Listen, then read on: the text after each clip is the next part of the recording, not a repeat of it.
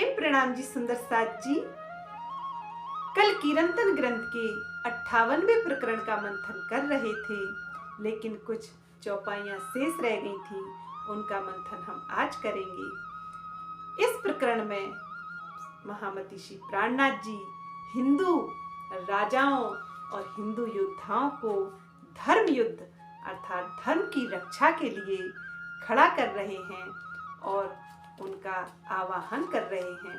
महामती जी कहते हैं, लश्करे असुरों का चहुं दिस फैल्या, बाड़ियो अति विस्तार, बन रे जंगल रे हिंदू रहे पर्वतों, और कर लिए सब धुंधुकार।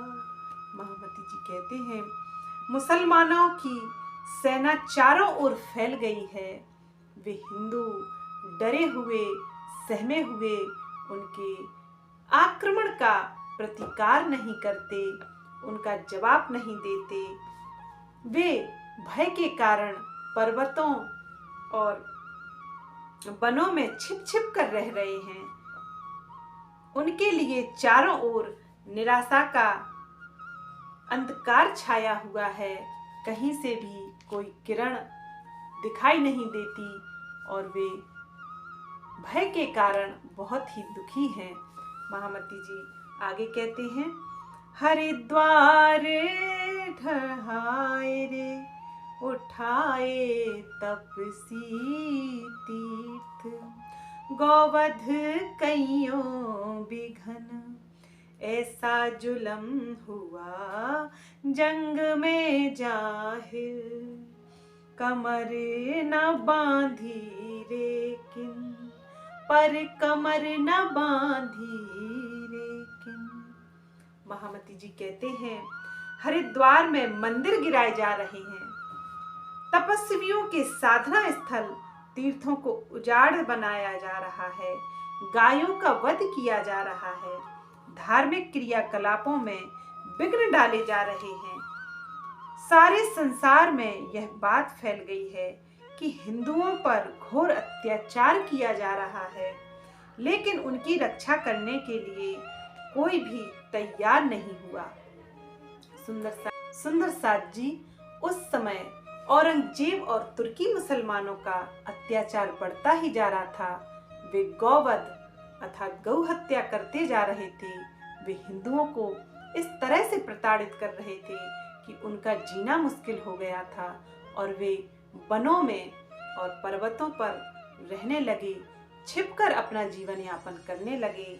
वे हिंदुओं के प्रति इतने दुष्ट हो गए थे कि उनके मंदिरों को गिरा रहे थे और उन पर घोर अत्याचार कर रहे थे, लेकिन उनकी रक्षा के लिए कोई वहां नहीं था।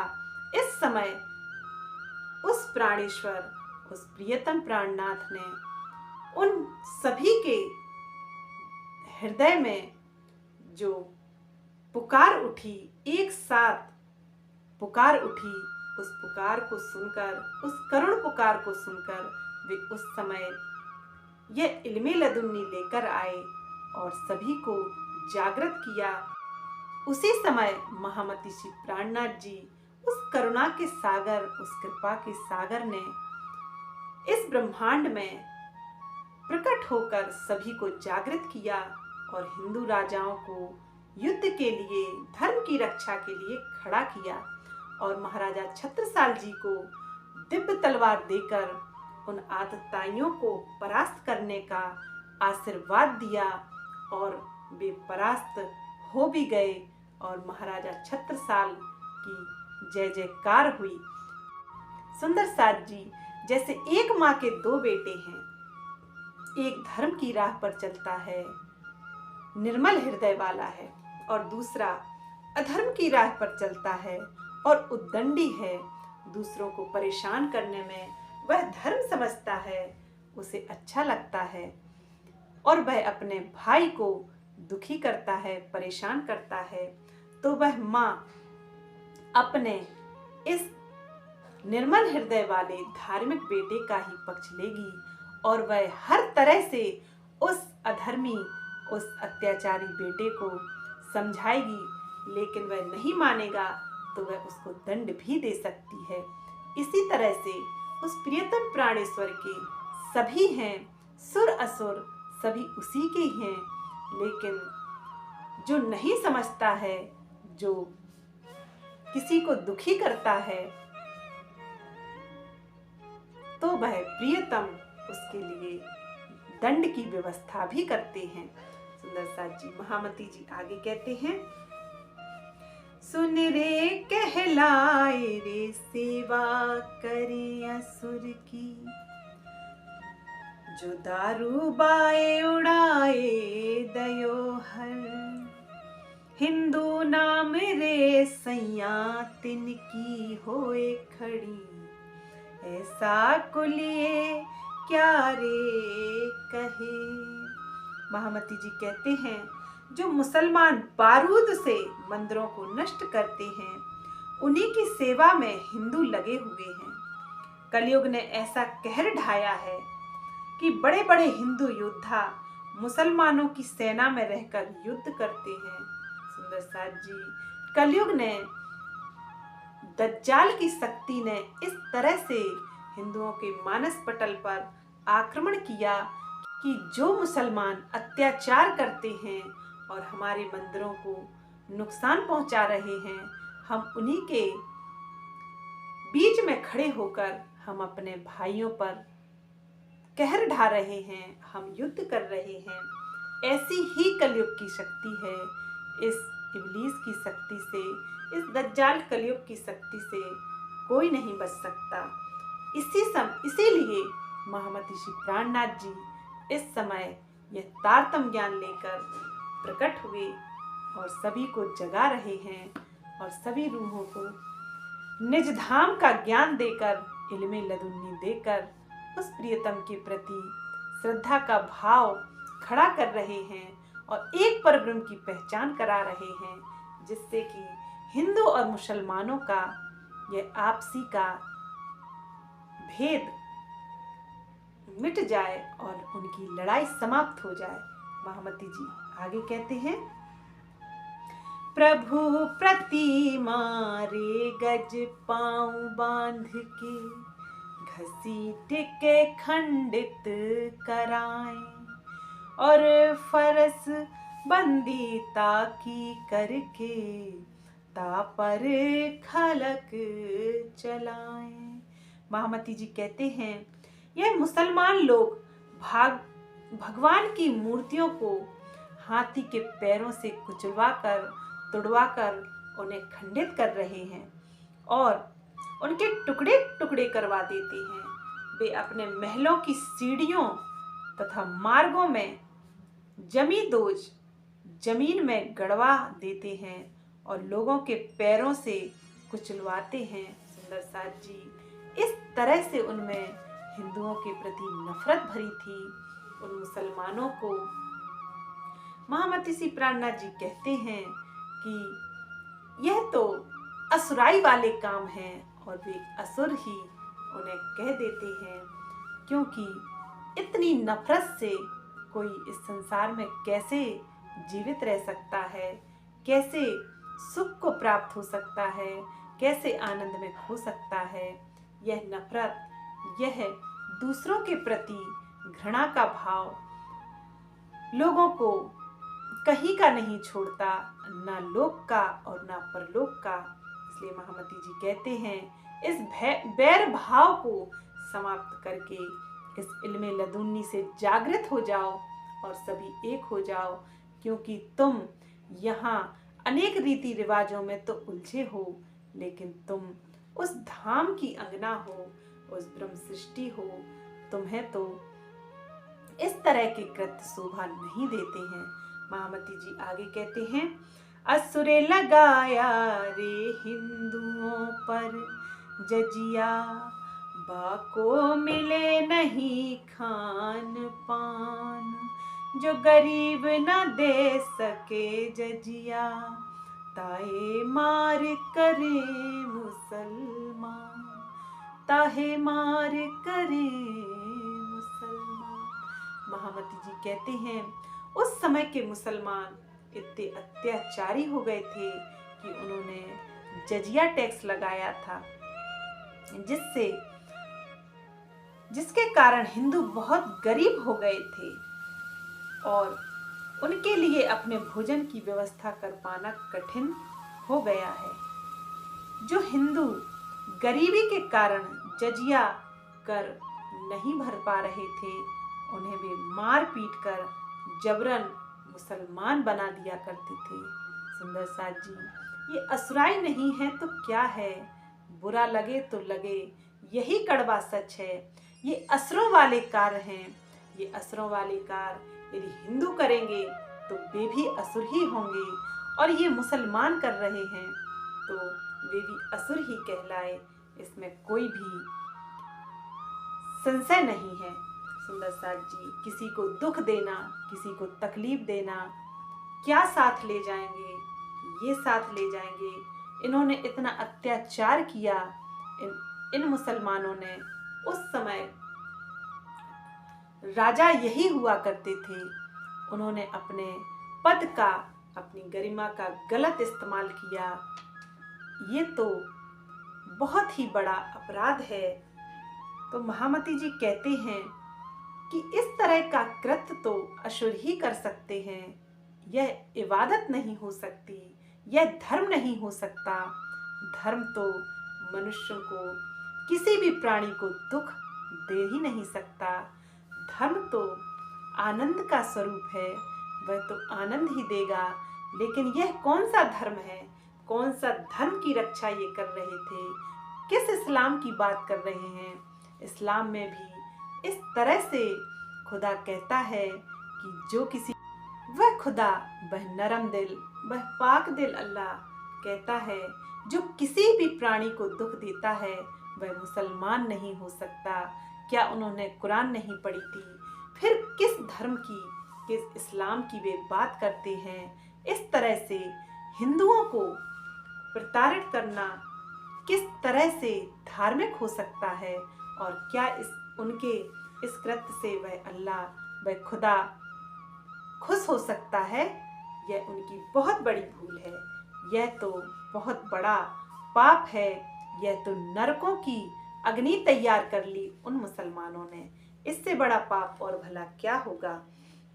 महामती जी आगे कहते हैं, शास्त्रे आवरदा कहीं कल युग की 4,32,000 काटे दिन पापे लिखिया माहे शास्त्रों सो पाए अर्थ अंदर के विचार। महामती जी कहते हैं, यद्यपि शास्त्रों में कलयुग की उम्र 4,32,000 वर्ष कही गई है, किंतु ऐसा भी लिखा है कि पापों के कारण कलयुग की उम्र कम हो जाती है। यह ध्यान रखने योग्य तथ्य है सुंदर साथ जी कि यह भेद शास्त्रों के आंतरिक अर्थों को जानने पर ही पता चलता है। यह गहन रहस्य है, क्योंकि युग कोई भी हो, यदि इतना अत्याचार, इतना दुख, इतना हृदय दुखी होगा तो वह परमात्मा भी किसी की उम्र ज्यादा नहीं लिखेगा। इसीलिए कलयुग की उम्र लगभग कम हो गई, क्योंकि वह प्रियतम प्राणेश्वर, आनंद का सागर, प्रेम का सागर किसी के दुख को अनंत काल तक नहीं रख सकता। वह तो सुख देने वाला है, सुख का सागर है, सभी के दुखों को समाप्त करने वाला है। वह किसी की पीड़ा नहीं देख सकता। वह खुदा किसी की पीड़ा, किसी की परेशानी नहीं देख सकता। महामती जी इसलिए कहते हैं कि चाहे प्राणियों की उम्र हो या युग की, पापों की बढ़ोतरी से कम ही हो जाती है। इसलिए साथ में कुछ नहीं जाना है, कुछ नहीं ले जाना है। वे अत्याचारी भी अपने साथ क्या ले गए, और यह पापों भरी कहानी अपने इतिहास में लिख गए और आज भी हम उनकी वे कहानी पढ़कर रो देते हैं। ऐसे अत्याचार को उन्होंने कैसे किया होगा, यह सोचकर ब्रह्म मोमिनों का तो हृदय ही रो देता है। सुंदर साथ जी, अतः सुंदर साथ जी, महामती जी कहते हैं कि बुद्ध गीता आदि ग्रंथ तथा कबीर वाणी में यह बात स्पष्ट कही गई है कि सूर्य ग्रहण या चंद्र ग्रहण लगने से कलयुग की उम्र 125 वर्ष कम हो जाती है प्रत्येक सूर्य चंद्र ग्रहण पर। इस प्रकार पापों के कारण कलयुग की उम्र बहुत ही थोड़ी रह जाती है। सुंदर साथ जी, पाप रूपी ग्रहण लगने से चाहे मनुष्य की उम्र हो चाहे कलयुग की उम्र हो, वह तो थोड़ी रह ही जाती है, क्योंकि वह प्रियतम नहीं चाहता कि इस तरह से हाहाकार, इस तरह से लोग तकलीफ में रहें, इसलिए वे इस तरह से उम्र कम कर ही देते हैं। आगे महामती जी कहते हैं, 16 से लग रे साखा साल वाहन का संबत 17 से 35 बैठाने साका विजयाभिनंद का यूं कहे शास्त्र और ज्योतिषा। महामती जी कहते हैं, अब शालिवाहन शाखा के 1600 वर्ष विक्रम संबत 1735 का वह समय पूर्ण हो गया तथा शास्त्रों और ज्योतिष की भविष्यवाणियां भी सार्थक हो गईं। उन महामती श्री प्राणनाथ जी समझाते हैं कि अब शालिवाहन शाखा के 1600 वर्ष व्यतीत हो गए, जो बुद्ध गीता में स्पष्ट कहा गया है, और विक्रम संबत 1735 का समय पूर्ण हो गया है तथा शास्त्रों और ज्योतिषों की भविष्यवाणी भी सिद्ध हो गई हैं। उनके अनुसार अब विजयाभिनंद बुद्ध जी का प्रकटन इस संसार में हो चुका है। सुंदर साथ जी, और सुंदर साथ जी, कतई परंपरा के अनुसार भी जब हजरत मोहम्मद साहब से उनके ही यारों ने पूछा कि आप कह रहे हैं कि खुदा कलयुग में आएगा, तो वह समय कौन सा होगा, तब वे कहते हैं कि कल को ही खुदा आवेगा। उनका अर्थ है सुंदर साथ जी, खुदा का एक दिन दुनिया के 1000 वर्ष का होता है और खुदा की एक रात्रि दुनिया के 100 वर्षों के बराबर होती है। अर्थात 11वीं शताब्दी का समय मोहम्मद हजरत साहब उनको बताते हैं, यह वही समय है, 11वीं शताब्दी वही समय है जब उस खुदा इमाम मेहदी आने के निशान हजरत मोहम्मद साहब देते हैं। महामती जी आगे कहते हैं, कलिजुगे चहन रे अंत के सब किए, लोग बतावे अंजू दूर अंत, और अर्थ अंदर का कोई ना पावे, बारे अर्थ बाहर के ले डूबत। महामती जी कहते हैं कि धर्म ग्रंथों, कुरान पुराण, वेद कतेवों के बातून अर्थ, उन गहन रहस्यों को कोई नहीं समझता, कोई नहीं लेता। इसी के कारण आज दुनिया लड़ रही है, सबको, सभी अपने अपने को अलग समझ रहे हैं, उनके वजूद को वे अल्लाह ताला से जोड़ रहे हैं और लड़ रहे हैं, लेकिन जब उसका बातुनी अर्थ समझा जाए तो कोई अलग है ही नहीं, सब एक ही रूह हैं, सब अल्लाह ताला के उस परवरदिगार की रूहें हैं। सुंदर साथ जी, महामती जी कहते हैं, कलयुग के समाप्त हो जाने के सारे चिन्ह प्रकट हो गए, लेकिन लोग जाहिरी अर्थ में फंसे हुए हैं कि कलयुग की आयु तो बहुत है, अभी तो उसका अंत होना ही नहीं है, अभी तो हम 10-20 जन्म और ले लेंगे, अब आखिरी समय नहीं आया। लेकिन आखिरी जमाने के खाविंद आ गए हैं और वे कहते हैं कि ऐसा नहीं है, कलयुग की उम्र तो अब पूरी होने ही वाली है।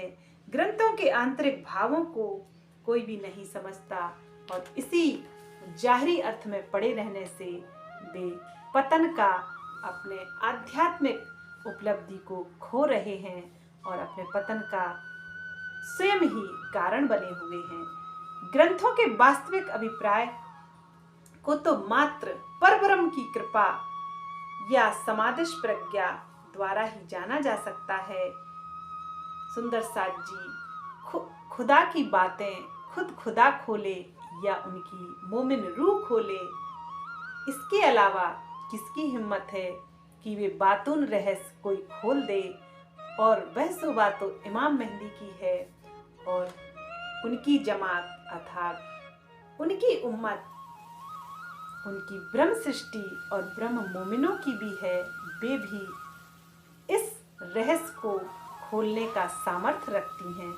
महामती जी आगे कहते हैं, बात ने सुनी रे बुंदेले छत्र साल ने, आगे आए खड़ा ले तलवार, और सेवा ने लई रे सारी सिर खींच के, साये किया सैन्यापति सिरदार।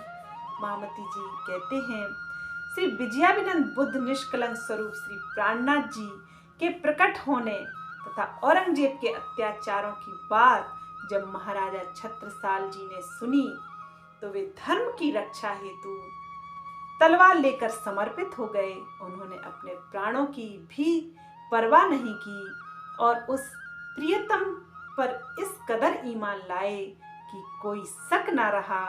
उन्हें वे मूल स्वरूप श्री राज श्यामा जी के रूप में यही सेवा करते रहे और उनकी आरती भी उतारते रहे। सुंदर। और उन्होंने औरंगजेब से लड़ने तथा धर्म रक्षा की सेवा अपने सिर पर ले ली। प्रियतम प्राणेश्वर जी ने अपनी कृपा दृष्टि से उन्हें सेनापतियों का प्रमुख सरदार अर्थात महाराजा छत्रसाल बना दिया। सुंदर साथ जी आगे महामती जी कहते हैं, प्रकटे निशान रे धूम खेतु खय मास, पर सुध ना करे अंजू कोई, बेगेन पधारो रे बुध जी आसमे, पुकार कहे महामत। महामती श्री प्राणनाथ जी कहते हैं, धर्म ग्रंथों की भविष्यवाणियां पूर्ण रूप से सिद्ध हो गईं, क्योंकि धूमकेतु का तारा प्रकट हो गया तथा इस वर्ष में 1 माह की कमी भी हो गई है, परंतु संसार में किसी को भी इसकी वास्तविकता का पता नहीं है। श्री महामती जी पुकार पुकार कर कह रहे हैं कि धामधनी श्री विजयाभिनंद बुद्ध निष्कलंक स्वरूप में आप शीघ्र ही प्रकट हो गए हैं और इमाम मेहदी भी जाहिर हो गए हैं, लेकिन हिंदू और मुसलमान तारतम्य ज्ञान से रहित हैं। वे इस प्रकार से श्री जी पर ईमान नहीं ला पाते हैं और अज्ञानता की माया की इस रात्रि में सो रहे हैं। सुंदर साथ जी 58वां प्रकरण समाप्त हुआ। बोलिए प्राणनाथ प्यारे की जय। प्रेम प्रणाम जी सुंदर साथ जी।